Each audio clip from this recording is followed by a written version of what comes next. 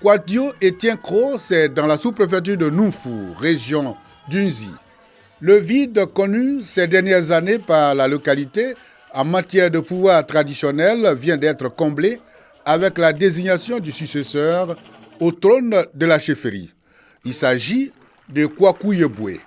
Appelé désormais Nana Kouadio Etienne II, il devient ainsi le 5e chef traditionnel à la tête de ce village. Belle occasion donc de retrouvailles des filles et fils de Kouadio Etienne-Kro.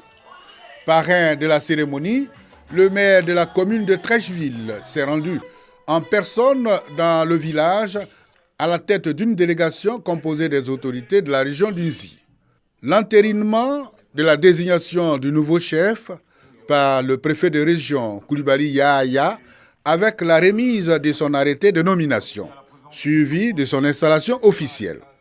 Le parrain et le secrétaire d'État auprès du ministre de la Construction, du Logement et de l'Urbanisme chargé du logement social ont exhorté les cadres à l'union et l'attente pour permettre au nouveau chef de village de travailler sans reproche. Il était important pour nous de venir traduire le message de son Excellence le Président de la République en matière de développement et surtout d'appuyer mon frère le ministre Kofi N'Guessan Lataille dans les efforts et les actions qu'il mène ici dans la région d'Unzi pour mener le développement à un niveau acceptable. C'est de façon consensuelle que le chef a été choisi et je suis convaincu que cette cohésion va faire que le chef aura la tâche facile.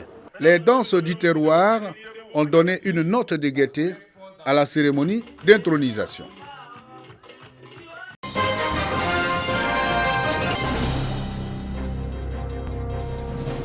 Yakassé à Tobrou, dans le sud ivoirien. Ici vivent plusieurs communautés allochtones et autochtones. L'harmonie sociale est une préoccupation notamment pour celles issues du Grand Ouest ivoirien. Et justement, l'Agoya, l'association des ressortissants du Grand Ouest vivant à Yakassé à Tobrou, reçoit l'ONG Lune d'Afrique Côte d'Ivoire. L'organisation amorce ici sa caravane intitulée Mieux vivre ensemble, dédiée à la réconciliation nationale. C'est la réconciliation de chaque famille qui va devenir la réconciliation nationale. Vous avez un rôle important. Prenez conscience de votre rôle et jouez-le pleinement. Parce que la paix en Côte d'Ivoire, la réconciliation que nous chérissons tant, elle commence dans chaque famille, elle commence dans chaque foyer. Occasion pour la présidente de l'Une d'Afrique Côte d'Ivoire, Victorine Yao-Yoboué, d'inviter les ressortissants du Grand Ouest à Yakassé à Tobrou de rejoindre cette caravane. Prochaine étape, tout le plus cette région minée par les conflits communautaires et cela du 29 juillet au 1er août prochain. L'engagement est pris et l'idée soutenue par le président de l'Agoya, Mathieu Digué. Ce thème de cette conférence, le rôle d'une mère dans la réconciliation nationale, nous avons épousé ce thème parce que quand il y a un conflit dans un pays, la première victime, c'est la mère. Si elle est à l'origine de la réconciliation, nous pensons que ça serait une réconciliation sincère et vraie parce qu'elle sait, elle est maîtrise dans sa chair. Et c'est pourquoi nous avons voulu que nos moments de Yakassé, nos moments de Argoya soient à l'origine de cette réconciliation. Parler de réconciliation, une mission citoyenne, l'autorité administrative considère l'action de l'ONG Lune d'Afrique Côte d'Ivoire comme un soutien à l'effort de consolidation de la paix sociale. Prôner la paix et la réconciliation.